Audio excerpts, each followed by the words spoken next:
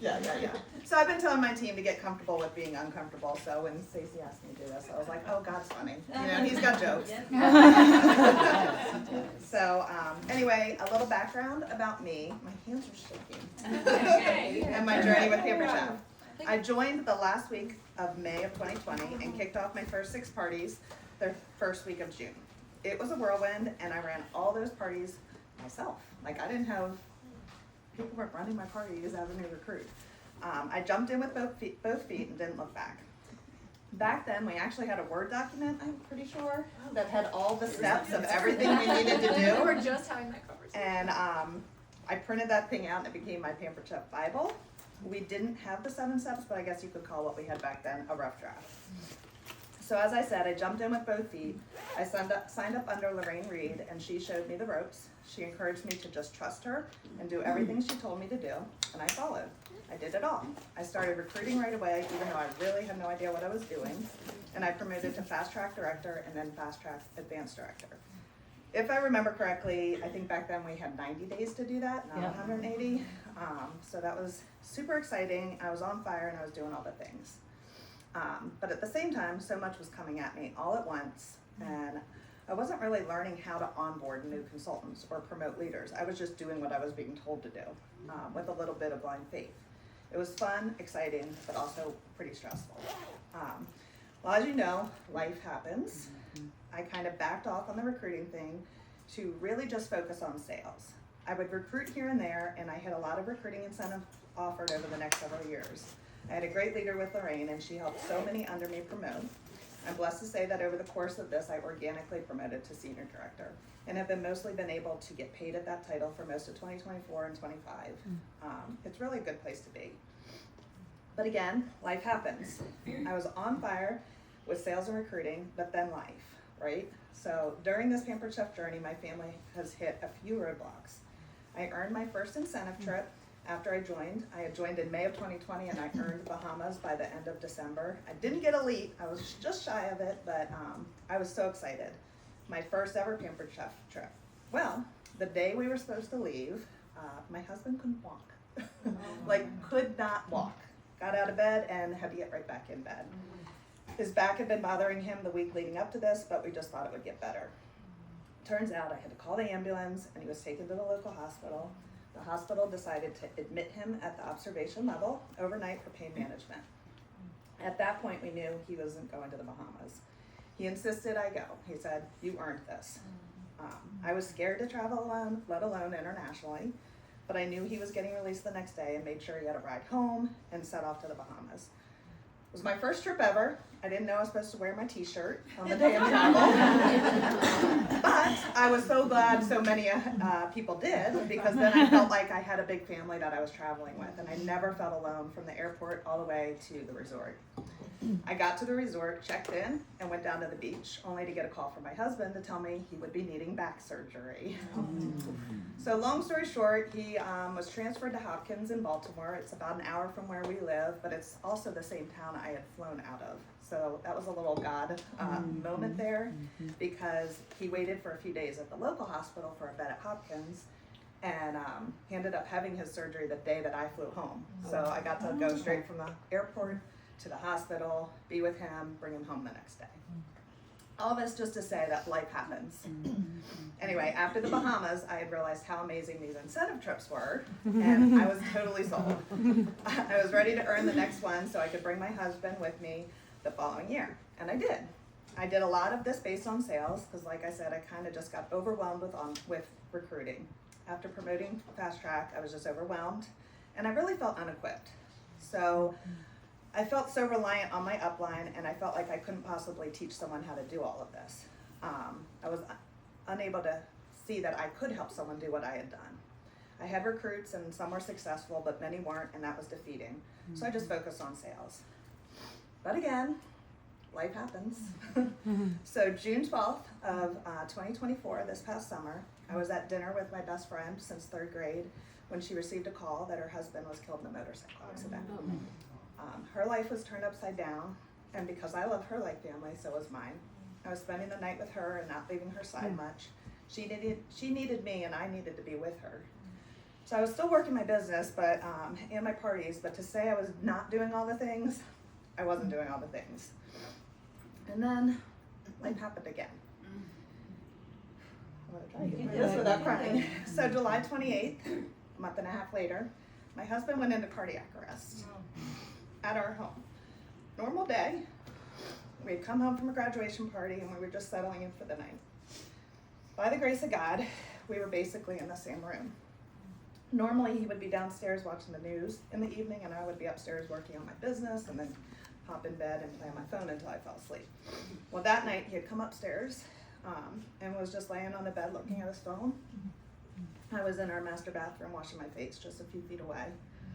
I heard something and I looked out and I watched him roll out of bed onto the floor face down. I didn't know what was happening. I thought maybe he was having a seizure or something. I tried to roll him on his side unsuccessfully. Anyone that knows my husband, he's a big boy. The phone was right behind me and I grabbed it and called 911. Again, by the grace of God, we are 2 blocks from the firehouse.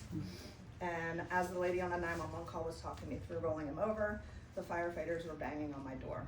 They were there working with him within 5 minutes. I'm shaking so bad. I called family and friends and we sat down, thank you. We sat downstairs in the kitchen praying as they worked on my husband for 45 minutes. They shocked him 8 times, brought him back 3. He was brought to our local hospital and admitted into the ICU after they determined he had no blockages and this was all electrical in nature. And his heart had just thrown a bad rhythm. I still don't know why. Wow. He had gone into VFib. He had been intubated in the field and had CPR Lucas machine on, and he ended up with 13 broken ribs, a broken sternum, and a few days into the ICU stay, he came down with pneumonia. 18 days total in the hospital. So, as you can imagine, I was just getting by myself. I was so thankful for the supportive community of friends and family, my PC family, and everyone in my life. We got through, but I was literally doing the bare minimums in my business, bare minimums. I was just getting by, because life really does happen. So, since 2020 and now, I've had lots of ups and downs in this business, haven't we all? But all these years, little did I know, I was growing and maturing as a leader in this company. It's kind of like my faith walk. As a Christian, most of my life, I really put my faith into Christ in my mid-20s. Raised going to a Catholic church, going through all the sacraments and through the motions. I loved God, but I didn't really have a relationship with him. That changed when I started attending a non-denominational church with my husband and began a more personal spiritual walk and a more personal relationship with Christ. But if you looked at my life then, and even into my late 30s, I didn't necessarily reflect the life of a Christian. I got up, I went to church on Sunday mornings, I went to a weekly Bible study, but I was still living with 1 foot in and 1 foot out. Little did I know during the whole time I was growing and maturing as a Christian. So when life hit hard and some bad decisions I had made left me not knowing what was going to happen in my life with my marriage and my family, all the growing and the maturing I did as a Christian was able to shine through, and God got the victory in it all, including in my marriage and my family. I only bring that up as it relates so much to what happened in my Pampered Chef business. During my 20s and 30s, God was working in me, maturing me, and growing me and preparing me to be the Christian woman he had designed me to be. And during the years between 2020 and now, I've been growing and maturing in my PC business, and to help me to be the leader who can and is helping others grow and mature in their business, something I never thought I was equipped to do. This January, I was asked to join Executive Bound. I saw the invite come through and immediately thought, that's impossible. I'm not equipped to be an executive. I work a full-time job. I don't have time for that. And I think they must have the wrong person. But then a friend of mine in the business reached out and asked if I had been invited to Peak Influence for Executive Bound because she wanted to know if I was going to go to Aspire at home office in February. She had gone to Aspire the year before and told me how amazing it was. And I thought, well, I could sign up for Executive Bound and just get the invite to Aspire. I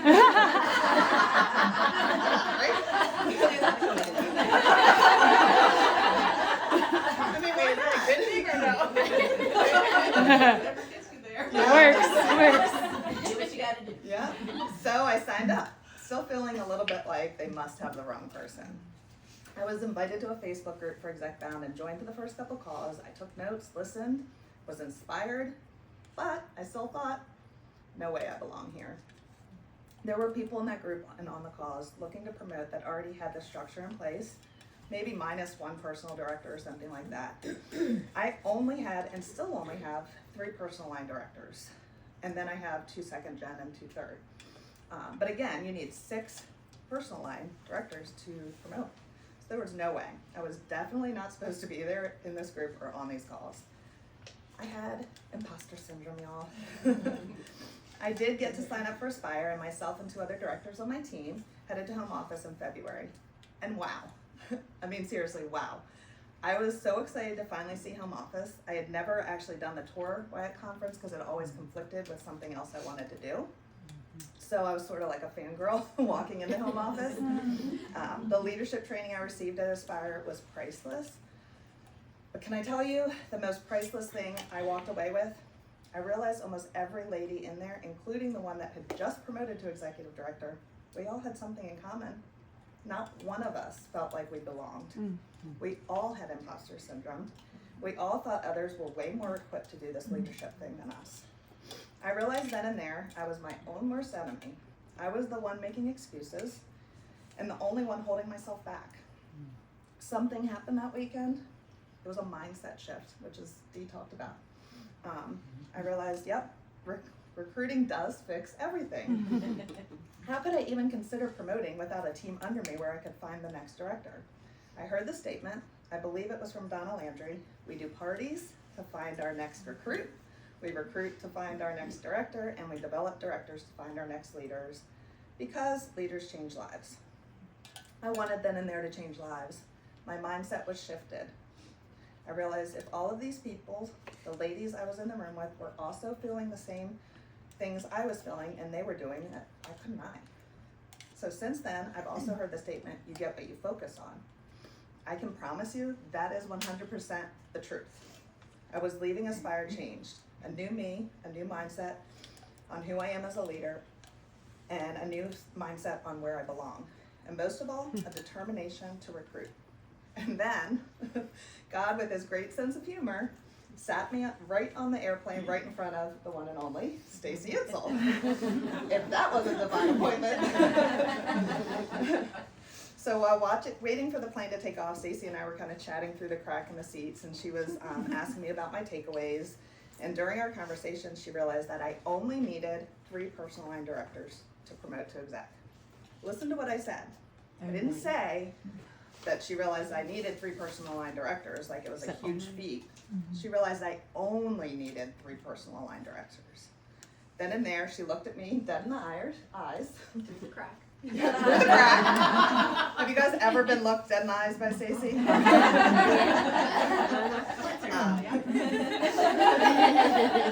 And she challenged me to get 10 recruits between then and the end of March. I almost laughed in her face. I may have chuckled a little bit, but I said okay. Still, I battled my own mind. 10 recruits the last 2 weeks of February until the end of March? No way. Mindset though. I'm a competitive person and I was given a challenge by Stacy Itzel. I was focused. We flew home on Saturday evening. Sunday, I had a past consultant who decided to sign back up. 1 down, 9 to go. By the end of February, I had the 2 I needed to stay qualified for Exec Bound. Now all I needed was 8 for March. But guess what? I was focused on it. I have a beautiful, spacious home that we moved into at the end of 2020, and a new desk that my husband had basically broke his back putting together. Yeah, that's why he needed back surgery. 2 nights of sitting on the floor putting that together is what landed him in the hospital for the Bahamas trip. And I had not been using it. I'd been sitting on my recliner couch, working on my business and my full-time job. I decided when I came home from Aspire to get focused. I spent a weekend cleaning that office out, organizing, and getting myself a place that worked for me to focus. So you might not have an office space, but you probably have a specific place that you could find that would work for you to focus without distractions to work your job, and that's so important. Finding a place, my office, to work on my business and my full-time job to feel more intentional and more professional, something that's kind of hard to do when we work at home, we get lazy. It was part of my mindset shift. And you get what you focus on. I decided to change my team name, write a vision statement for the team, and kick off March with a bang. I even did something I never thought I would do, but I was preaching getting comfortable with being uncomfortable, so I had to walk the talk. I tried rapid fire recruiting, something I thought I would never do. It was successful, and I signed 2 more in one day. Yay. So being intentional, asking all the hosts, and actually believing that what I was offering was life-changing, and believing in myself to help those new consultants get what they wanted out of the business, that was my mindset shift. And guess what? I ended that stretch of the last 2 weeks of February through March 31st with 9 recruits. Woo! One shy of my goal, but Wow. way shy of my So, got some questions for you. What mindset shift are you needing in your business? What areas are you doubting yourself? Have you shared those doubts with others in the business? Have you heard others that have the same doubts as you? What are you doing with that? Let me tell you, you are your own worst enemy. It's true for me, and it's most likely true for each of you. We're all out here just trying our best. That said, where are you making excuses? Where are you giving yourself the out, and when you really should be pushing yourself? What are you wanting out of your business, and what are you focusing on? Remember, you get what you focus on. So what do you want? I know promoting to exec won't happen overnight, but I definitely see it as a realistic goal that I can keep working towards. With focus and dedication, I know I can achieve it, especially when I continue to keep working consistently and choosing to get comfortable with being uncomfortable, even when life happens.